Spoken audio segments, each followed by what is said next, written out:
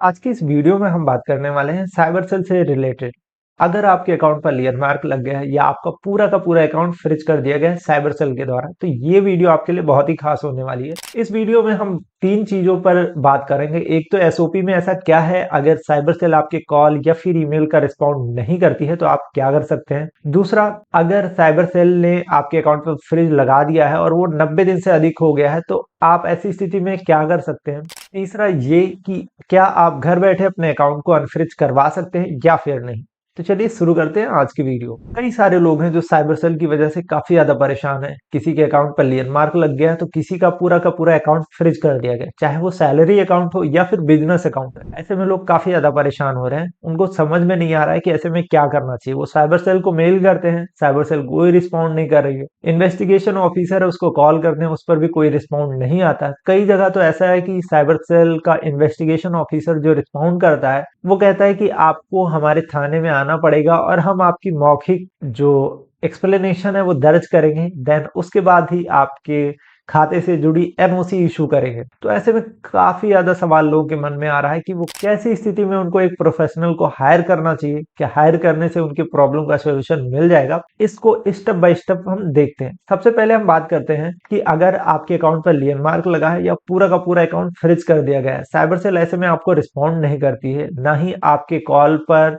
Investigation officer कोई respond करता है, तो आप ऐसी स्थिति में क्या कर सकते हैं। आपको दो चीजें कर लेनी चाहिए ऐसे केसेस में। अगर आपके अकाउंट पर लेयर मार्क लगे काफी टाइम हो गया, मतलब 15 दिन से ऊपर हो गया, और साइबर सेल आपके कॉल या फिर मेल का रिस्पॉन्ड नहीं कर रही है, तो आपको एक चीज पहले क्लियर कर लेनी चाहिए कि आपने जो मेल लिखा उसमें क्या आपने उस ट्रांजेक्शन या फिर उस होल्ड अमाउंट का एक्सप्लेनेशन अच्छे से दिया है या फिर नहीं। अगर आपने दे दिया है और उसके बावजूद भी साइबर सेल आपके कॉल या फिर मेल का रिस्पॉन्ड नहीं कर रही है, तो आपको साइबर सेल को दोबारा से मेल करना चाहिए और उसके हायर अथॉरिटी को भी सीसी यानी टैग कर देना चाहिए, चाहे वो स्टेट साइबर पुलिस हो या फिर एनसीआरपी पोर्टल का जो अपना ईमेल आईडी है उसको भी उसमें मेंशन कर देना चाहिए, जिससे उम्मीद है कि आपके प्रॉब्लम का सलूशन मिल जाए। अब हम बात करते हैं उन केसेस पे जिनमें साइबर सेल रिस्पॉन्ड तो कर रही है, लेकिन ऐसी स्थिति में आपको हमारे थाने आना पड़ेगा और अपने मौखिक बयान आपको दर्ज कराना होगा, तभी हम आपके अकाउंट पर लगे लेयर मार्क या फिर आपके अकाउंट पर लगे फ्रिज से रिलेटेड एनओसी इशू करेंगे। तो क्या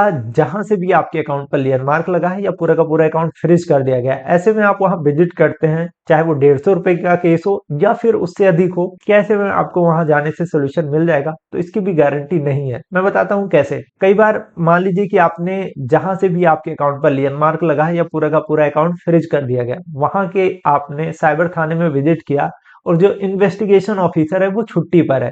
आपका तो टाइम बेकार हो गया, पैसे भी बेकार हो गए, कब आएगा कोई पता नहीं। सरकारी डिपार्टमेंट में आप भी जानते हैं कि आपको खुद, चाहे वो बगल वाले से पूछ रहे हैं या फिर किसी और से पूछ रहे हैं, प्रॉपरली ऐसा कोई रिस्पॉन्ड नहीं आता जिससे आपको ये प्रॉपर कॉन्फिडेंस आ सके कि सामने वाला जो छुट्टी पे गया है वो कितने टाइम में आएगा। अब दूसरा पॉइंट ये है कि कई सारी साइबर सेल कहते हैं कि वो हम फर्स्ट पार्टी को भी बुलाएंगे जिसने भी कंप्लेन की है, यानी विक्टिम की बात करते हैं, और आपकी बात, दोनों की बात सुनेंगे, उसके बाद हम डिसाइड करेंगे और आपकी एनओसी इशू करेंगे। अगर उनको लगता है कि आपको वो पैसे रिफंड करने पड़ेंगे तो वो आपको करना पड़ेगा, और देन उसके बाद एनओसी इशू करेंगे। तो इसमें भी मतलब आपके जाने के बाद उनकी इन्वेस्टिगेशन स्टार्ट होगी, यानी आपके जाने के बाद उनकी जो इन्वेस्टिगेशन है वो स्टार्ट होगी। अभी तक कंप्लेन जो भी विक्टिम ने कर रखा उसका मतलब क्या निकला? अगर उन्होंने सारे अकाउंट पर फ्रीज लगा दिया है, पूरे के पूरे अकाउंट पर लेयर मार्क लगा दिया है और अभी तक कोई इन्वेस्टिगेशन की ही नहीं, तो फिर ऐसे इन्वेस्टिगेशन से फायदा क्या होने वाला है कि सामने वाले को भी परेशान होना पड़ रहा है, जिसने कंप्लेन की है उसको भी रिकवरी नहीं मिल पा रही है, और आपने जिसके अकाउंट पर लेयर मार्क लगाया या पूरा का पूरा अकाउंट फ्रीज कर दिया, चाहे वो सैलरी अकाउंट हो या फिर बिजनेस अकाउंट हो, वो तो अपने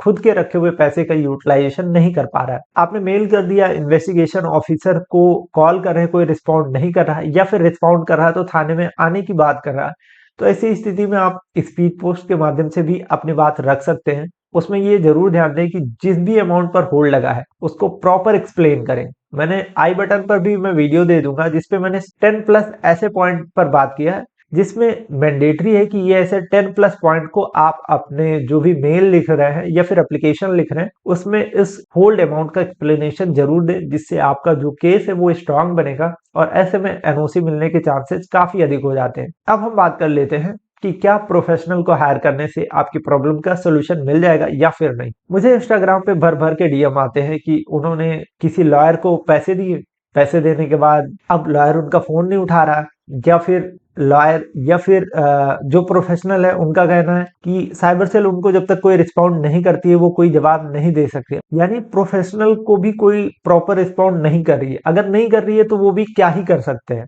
लेकिन अब वो चूंकि आपके लिए हार्ड वर्किंग कर रहे हैं, कोई भी हो XYZ, तो वो आपसे कुछ ना कुछ तो जरूर चार्ज करेगा, क्योंकि वो उसी के लिए बैठा होता है। तो इसमें मैं कुछ नहीं कह सकता, क्योंकि मैंने भी कई सारे लोगों के केस सोचा कि हैंडल करूंगा, कई सारे लोगों का मैंने फ्री ऑफ कॉस्ट किया, मैंने किसी से भी, और मैं इस मामले में किसी से भी कोई चार्ज नहीं लेता हूँ। डीएम में जितना पॉसिबल हो सकता है रिस्पॉन्स कर देता हूँ, क्योंकि आप ही जानते हैं कि अगर एक ही पर्सन को जो अपना काम भी कर रहा है और आपकी बात भी सुनना, तो मुझे जितना भी टाइम मिल पाता है मैं आपको कोशिश करता हूँ कि सभी को रिस्पॉन्ड करूँ। फिर भी कई सारे लोगों को रिस्पॉन्ड नहीं कर पाता हूँ, तो इसकी भी गारंटी नहीं है कि अगर आप किसी प्रोफेशनल को हायर कर लेंगे या फिर किसी प्रोफेशनल से कोई एप्लीकेशन लिखवा लेंगे तो आपकी प्रॉब्लम का सोल्यूशन हो जाएगा। कई सारे लोगों का हो जाता है, लेकिन कई सारे लोगों का नहीं भी होता है। तो इसमें ये नहीं कह सकता कि मेरे लिखने से या किसी प्रोफेशनल के कहने से, एप्लीकेशन भेजने से आपके अकाउंट पर लगा फ्रिज अनफ्रिज हो जाएगा या आपके अकाउंट पर लगा लेयर मार्क रिमूव हो जाएगा। बस ऐसा होता है कि जो प्रोफेशनल लिख रहा है उसको अप्रोच मेथड पता है कि कैसे हमें अप्रोच करना है साइबर सेल को, या फिर कैसे एक एप्लीकेशन प्रिपेयर करनी है, ड्राफ्ट प्रिपेयर करनी है, जिससे उस प्रॉब्लम का सोल्यूशन हो जाए।